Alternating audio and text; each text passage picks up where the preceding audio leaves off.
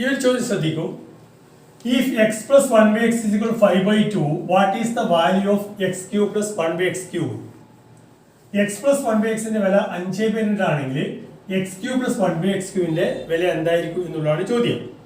സാധാരണ നമ്മൾ ഈ ചോദ്യത്തിന് ഉത്തരം കണ്ടെത്തുക വെച്ച് കഴിഞ്ഞാൽ ഇവിടെ x plus 1 by x ഉം x cube plus 1 by x cube തമ്മിലുള്ള റിലേഷൻ എന്ന് പറയുന്നത് കാണാൻ വേണ്ടിയിട്ട് x plus 1 by x whole ക്യൂബിന്റെ എക്സ്പാൻഡ് ചെയ്തു എന്നിട്ട് മുന്നോട്ട് പോവുകയാണ് ചെയ്യുക.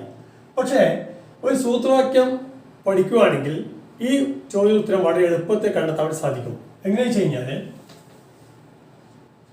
എക്സ് പ്ലസ് 1 ബൈ എക്സിന്റെ വില ഒരു കെ എന്ന് എടുക്കുകയാണെങ്കിൽ X cube plus 1 by X cube എന്ന് പറയുന്നത് കെ ക്യൂബ് മൈനസ് 3k ആയിരിക്കും. ഇത് പഠിച്ചു വെച്ചാൽ മതിയാവും.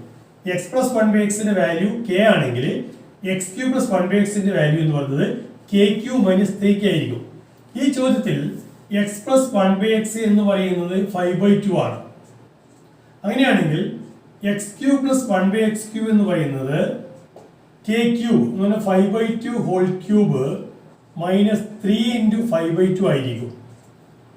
ഒന്നുകൂടി മാറ്റി എഴുതിയാൽ 5 by q എന്ന് പറയുന്നത് 125 ആണ്. By 2 cube 8 minus 3 into 5 15 by 2 എന്ന് കിട്ടും. വീണ്ടും സിംപ്ലിഫൈ ചെയ്താൽ 125 into 2 250 minus 8 into 15 120 divided by 8 into 2 16 എന്ന് കിട്ടും. അതായത് വീണ്ടും മാറ്റി എഴുതിയാൽ 250 minus 120 is equal to 130 by 16 രണ്ടോട് കട്ടിയാണെങ്കിൽ 65 by 8 എന്ന് കിട്ടും.